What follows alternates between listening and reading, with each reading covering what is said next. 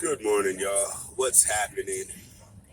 It's your main man, disappointed Coach Fa on a Sunday, excuse me, on a Monday morning commute on my way to work, wondering what in the world is happening to New York football. Well, New York City football, because the Bills are the Bills are doing it. The Bills put it on the Washington football team yesterday, and did what the Bills were touted to do this season and supposed to do. Now, I'm sorry. I'm a little, I'm miffed. I'm miffed. I am. Because I don't know what's wrong with the Jets, aside from seemingly everything. These new coaches, man, they're coming in here with these reputations, man. And they're saying these things, man. And they get these fan bases excited with these words that they say. But, and this is actually for both of the coaches, because as of right now, I'm not really seeing much of nothing that they was talking about. You know what I'm saying? All this discipline and defense and knowing your assignments and culture and blah blah blah.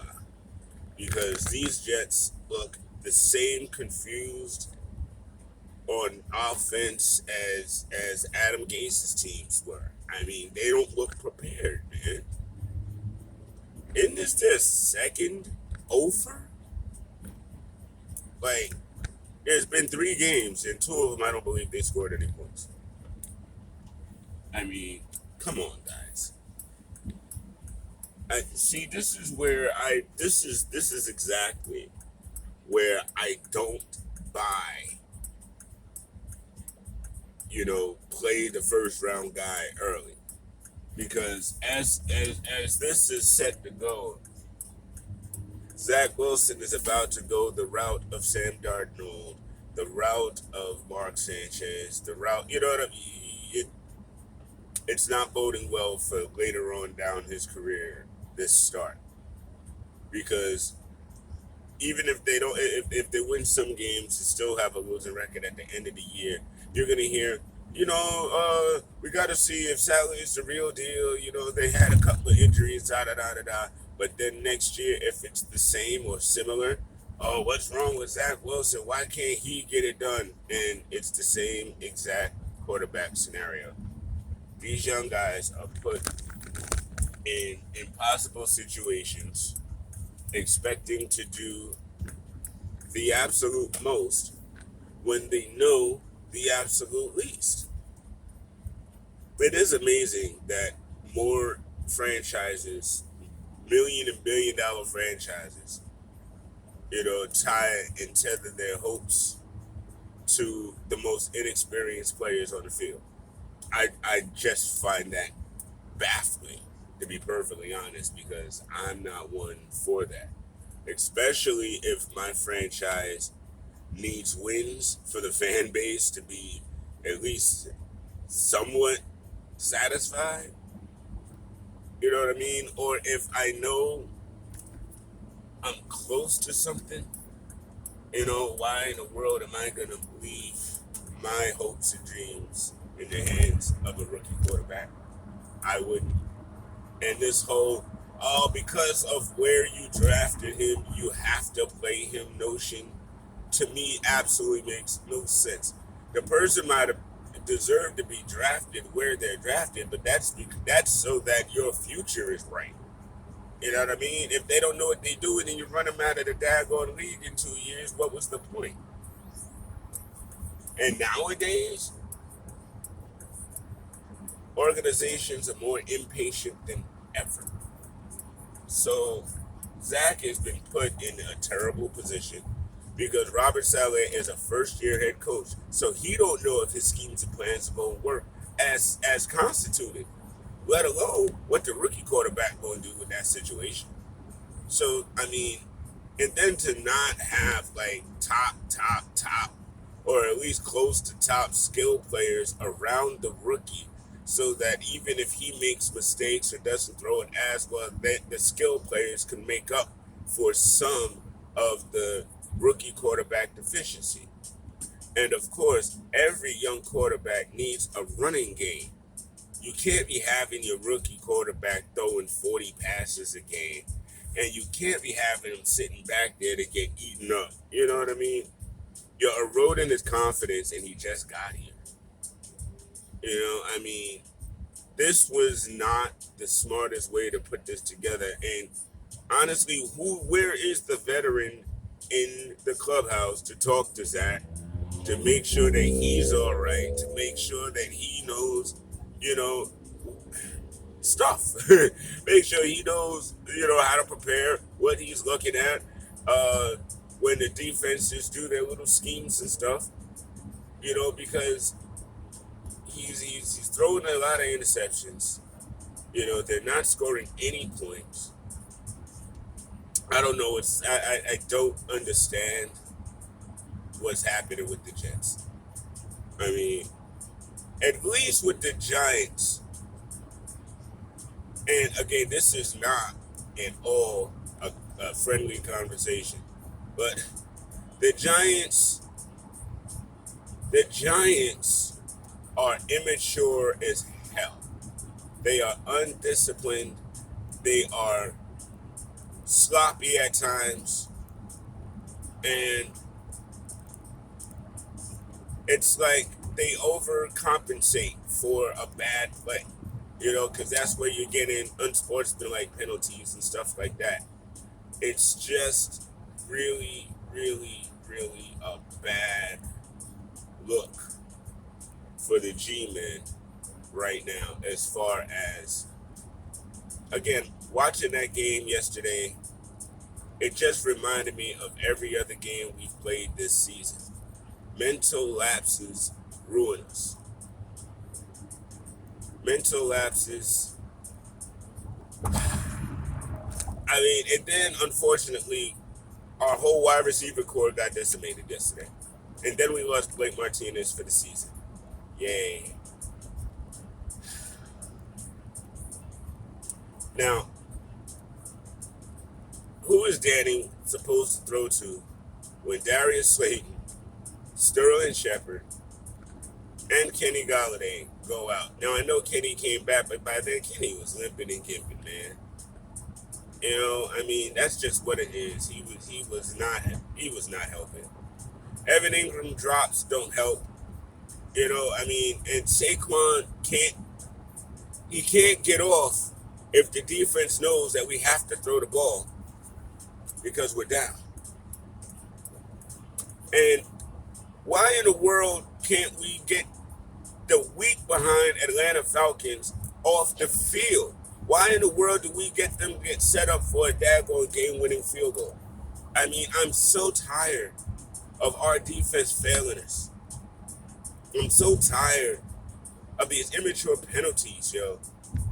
I mean, because, and this is not a plea cop. This is actually what I really feel is the truth.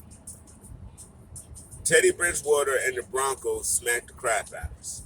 They just did. They were very prepared. They knew what they wanted to accomplish, and they did it. And they were the first team to show me that our defense was suspect this season. You know what I mean? Because, I'm sorry, you're not expecting Teddy Bridgewater and the Broncos to slice and dice. You know what I mean? But that's exactly what they did. They sliced our defense up and diced it to pieces. But the Washington game was an extremely winnable game.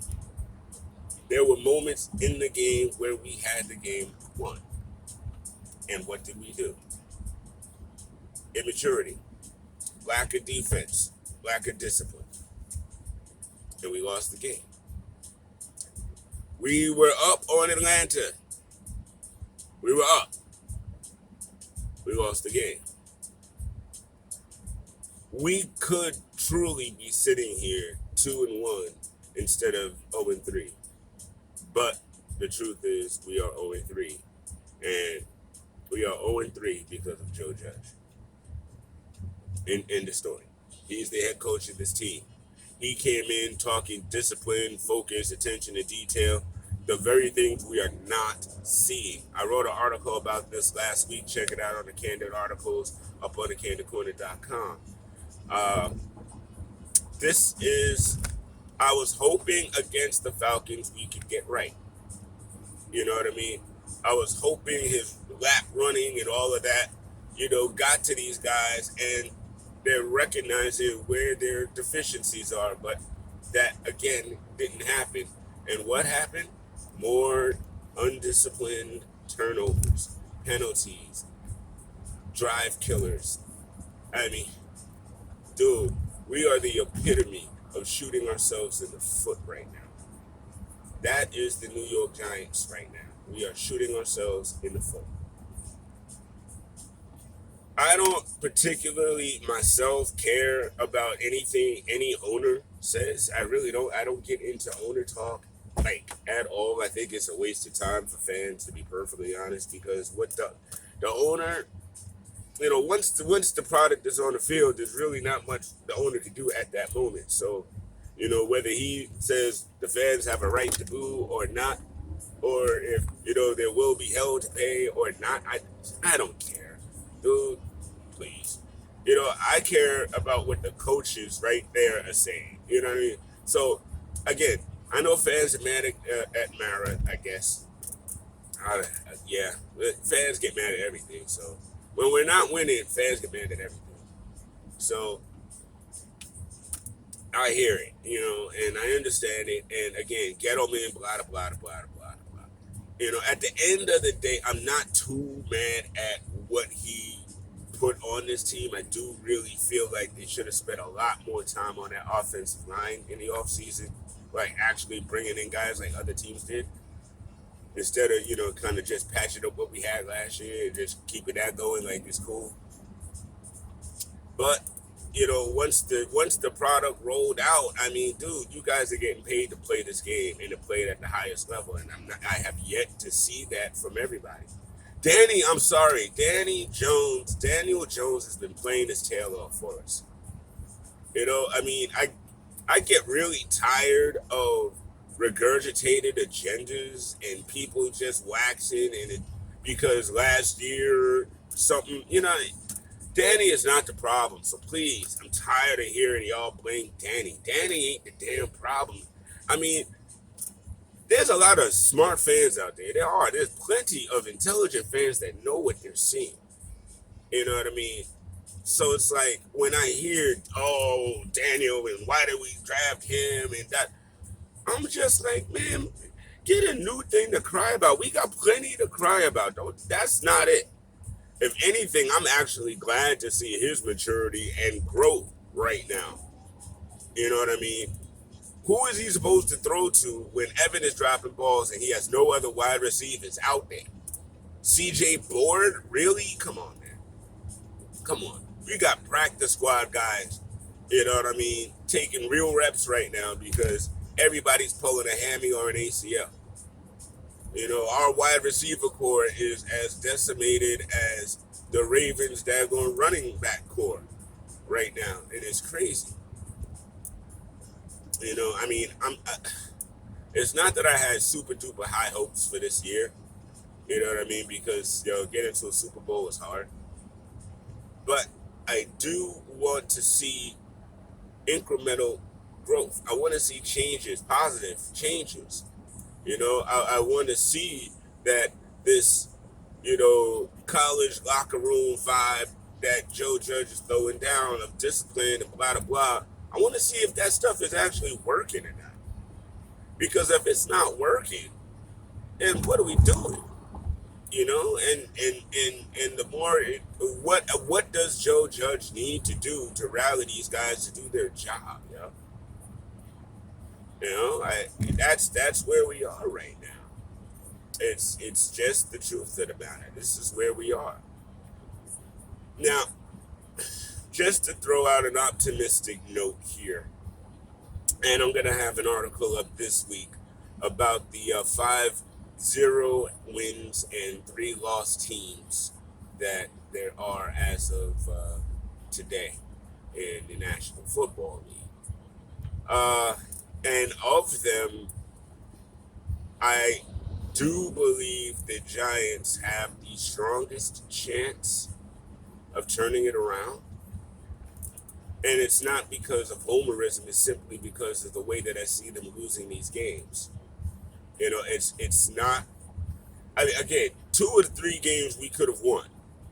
If we just were disciplined in our assignments. So that tells me if we can find a way to get these gentlemen to actually play professionally for the entire game, for more than one game, we can turn it around. Some of these teams, I don't know. I don't know. Jaguars, Jets, I don't know. Colts have a chance too. And the Lions are going to be like under the five. They're going to be a 500 team, so they're going to actually catch some wins here too. I feel like, but the Giants, man, it's more, I think for me the Giant situation is more frustrating than the Jets situation because it doesn't have to be this way. Not to say that the Jets have to be this way, but with the rookie, everybody on that team and the skill players, man, you can see them being 0-3. The Giants really should not be 0-3 right now. You know what I mean? And the other little caveat is tonight, one team will be 2-1 in the NFC East. One team. So we'll have 1-2-1 team, 1-0-3 team, and the other 2 teams will be 1-2. So sad part is we're not out of it at all really. You know what I mean? And we've only got 1 division loss so far. If we can turn it around and at least win division games, which honestly I'm not sure because the 2 teams that are playing tonight I feel like are playing much better than the Giants are. And they're both. I can't stand both teams. I'm sorry. I'm not an Eagles fan. I'm not a Cowboys fan. I'm a Giant fan. So I'm the one stuck right now. It is what it is. But